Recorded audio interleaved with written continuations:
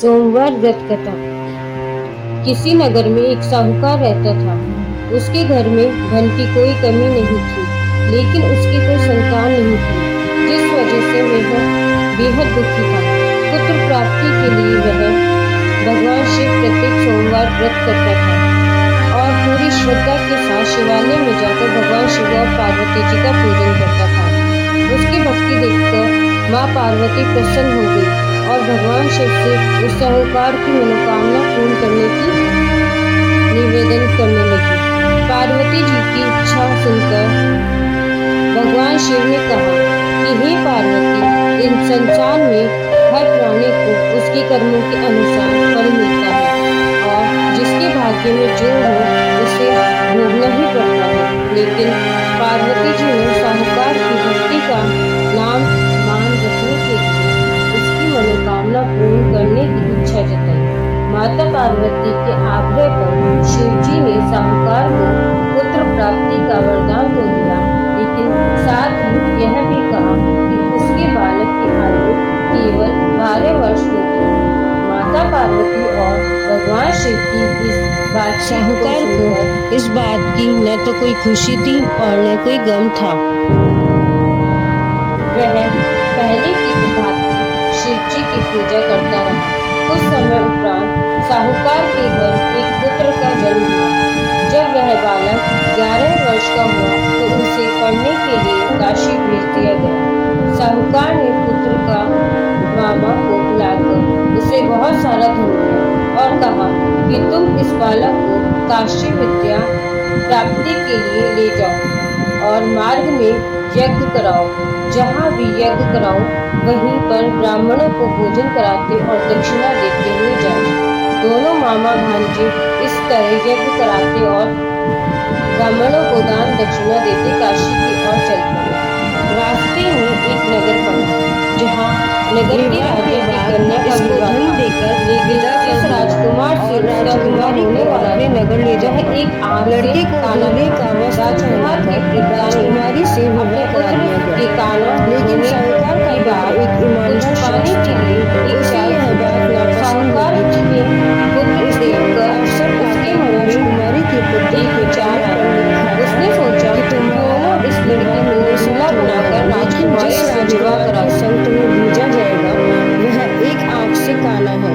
मैं तो काशी में जा रहा हूँ।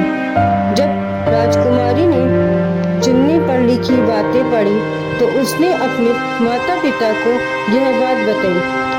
राजा ने अपनी पुत्री को विदा नहीं किया, जिससे बारात वापस चली गई। दूसरी ओर साहूकार का लड़का और उसका मामा काशी पहुंचे और वहां जाकर उन्होंने यज्ञ किया। जिस दिन लड़के की आयु 12 साल की हुई उसी दिन यज्ञ रखा गया। लड़के ने अपने मामा से कहा कि मेरी तबीयत कुछ ठीक नहीं है। मामा ने कहा तुम अंदर जाकर सो जाओ। शिवजी के वरदान अनुसार कुछ ही क्षणों में इस बालक के प्राण निकल गए। मृत भांजे को देख उसके मामा ने विलाप शुरू किया। संयोगवश उसी समय शिवजी और माता पार्वती उधर से जा रही थी। पार्वती ने भगवान से कहा, प्राणनाथ, मुझे इसके रोने के स्वर सहन नहीं हो रहा।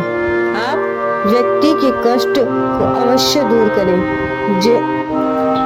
शिवजी मृत बालक के समीप गए तो वह बोले कि यह उसी साहूकार का पुत्र है जिसे मैंने 12 वर्ष की आयु का वरदान दिया।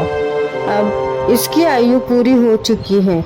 लेकिन मातृ भाव से विरोग माता पार्वती ने कहा कि हे महादेव, आप इस बालक को और आयु देने की कृपा करें, अन्यथा इसके वियोग में इसके माता पिता भी तड़प तड़प कर मर जाएंगे।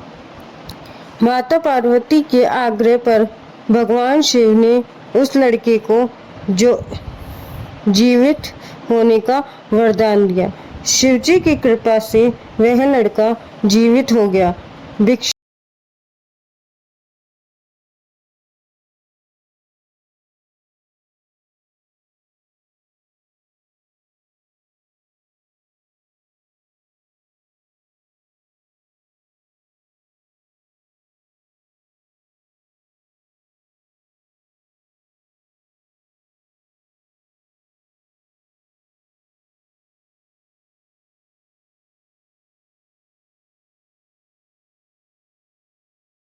शिक्षा समाप्त करने लड़का मामा के साथ अपने नगर की ओर चल दिया। दोनों चलते हुए उसी नगर में पहुंचे जहां उसका विवाह हुआ था। उस नगर में भी उन्होंने यज्ञ का आयोजन किया। उस लड़की के ससुर ने उसे पहचान लिया और महल ले जाकर उसकी आभगत की और अपनी पुत्री को विदा किया।